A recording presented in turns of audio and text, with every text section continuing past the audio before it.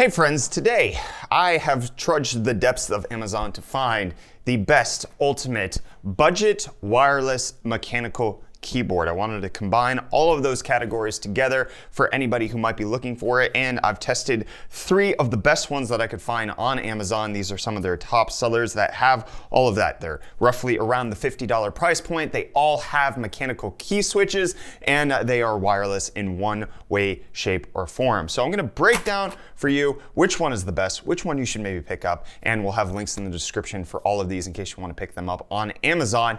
So the 3 keyboards that we have going on today, first is the Velocifier TKL02WS, the Royal Kludge RK61, and then finally the Moto Speed CK62 or RK61, depending on where you're reading that. And we actually covered each of these keyboards in an unboxing and slight overview over on our secondary channel, Brainus, which you can check out right up there in case you're interested in any of these keyboards that we're talking about here today. But they all have pros, they all have cons, they have strengths and weaknesses and drawbacks, and I'm gonna do my best to label them out each specifically to you so that you can consider which one you should get. So most of these are between $48.99 and $49.99 at the time that I purchased them to make this video. I think it's actually the Royal Kludge that went slightly up in price to $52.99 after purchasing, but could potentially come down at some point. But they all have some form of mechanical key switches. On the Velocifier, I got my favorite key switches, which are browns. However,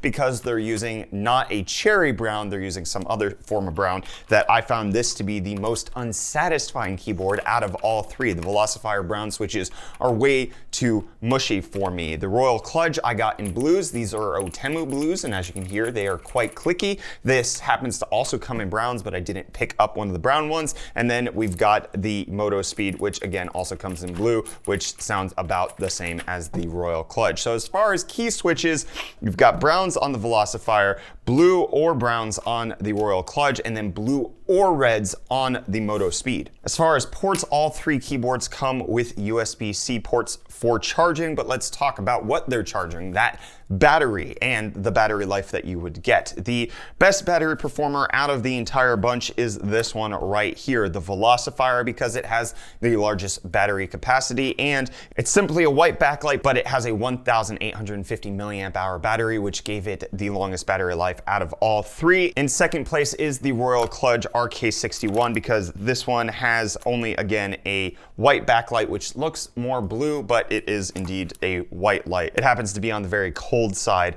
of the white balance temperature. But this one has a 1,450 milliamp hour battery, which gives it about 10 hours of use, and the worst performing one out of the bunch, because it does indeed have the lowest battery capacity, is the Moto Speed CK62, which has 1,300 milliamp hours, but also has RGB, which then creates more power draw on the keyboard, and it comes in at roughly 7 or 8 hours of use on the Moto Speed. So battery life, obviously the TKL one, you can see the form factors are quite different on these. The Velocifier is just a regular TKL, doesn't have the 10 key, and in case you're not familiar, TKL stands for 10 keyless. These other 2 are 60% keyboards. You can see that the arrow keys are actually baked into other keys on them so that they have a much more compact form factor, which makes them easier for travel. Personally, I prefer the TKL size. I like having more dedicated buttons, and honestly, it doesn't necessarily bother me to have just this little bit of extra width, but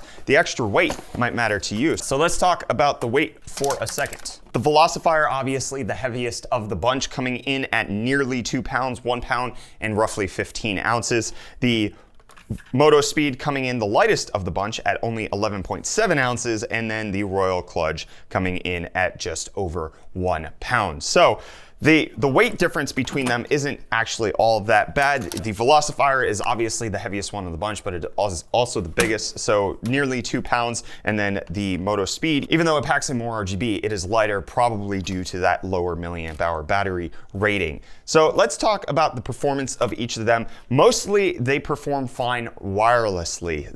There is a bit of a difference between them in terms of wireless capacity.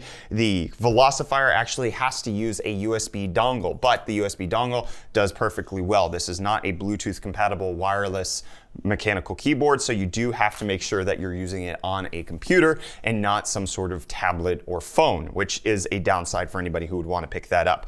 The Royal Kludge connects over Bluetooth, and I had no issues with typing on it whatsoever. I got my full speed out of it. Whenever I did a typing test, the Bluetooth actually worked phenomenally well, and you can pair it with 3 different devices just using the function keys and the QWE keys right there. So it actually gives you a lot of variety. You can pair it to a PC, or again, mobile devices is there. And then the Moto Speed, which again also connects via Bluetooth, but it only happens to be Bluetooth 3.0. It can connect to 3 different devices, which again, you can switch using the E, R, and T keys on this. However, I did notice that there was some dropouts going on in between the connections. This was the worst performing keyboard of the bunch. I had no dropouts on the other 2, and this actually ended up slowing down my typing speed by about 12 to 13%, because sometimes, not very regularly, but enough over the course of typing a paragraph that several keys wouldn't register as I'm typing, which forced me to go back, and there is this kind of hesitancy whether or not the keyboard would type in the future. It's not horrendous. It's not like every other letter. It's just infrequent, and it does seem like it's a function of the Bluetooth. I had no issues with any of the other keyboards. So if you're looking for reliability, unfortunately, I'd have to say the Moto Speed probably shouldn't be considered by you. The Royal Kludge providing the most flexibility with being connected over Bluetooth to the different mobile devices, as well as having the USB-C cable to tether to a mainstay keyboard, and then the Velocifier being the least versatile of the bunch, only being able to plug into anything that has a USB port. So thankfully, at the $50 price point, none of these were horrendous. And one of the reasons why I wanted to consider budget mechanical wireless keyboards is because once you go mechanical, you typically have standardized stems, which does allow you more flexibility if you want to replace the keycaps. You can spend less money on the keyboard and then get a lot more out of your keycap and make it all funky looking the way that you want with all of them custom, artisan keycaps that are out there.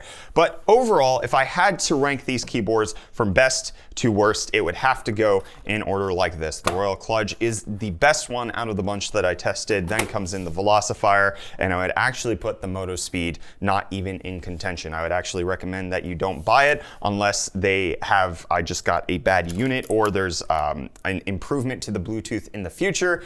The Bluetooth connectivity on this costs a lot of hesitancy. Me dropping off my typing speed on this makes it so that it's not in consideration for me, even though it is clearly the best looking one of the bunch with that RGB lighting. It's one of the reasons that I picked this up, even though it looks so similar to the Royal Kludge RK61. I wanted to check this out because of the lighting, and unfortunately the lighting is the best thing about it. Everything else seems to be slightly worse. Battery life is worse, connectivity is worse, build quality does feel a little bit more compromised, and the Royal Kludge actually does seem to come in as more of the heavy hitter there. And obviously, depending on what your needs are, the keyboard that you're going to choose is going to be different. If you do need more of a full layout, then the Velocifier does seem to hit all of the marks that you need. But again, you have to make sure you're using it on a computer of some sort. But the Royal Kludge coming in at the 60% form factor, doing everything that it needs to do, and actually doing it surprisingly well. The Otemo blue switches that are on this are actually pretty decent. The brown switches that are on this aren't great, and probably they're the same switches that would be in the Royal Kludge Brown edition, so I wouldn't necessarily recommend the brown.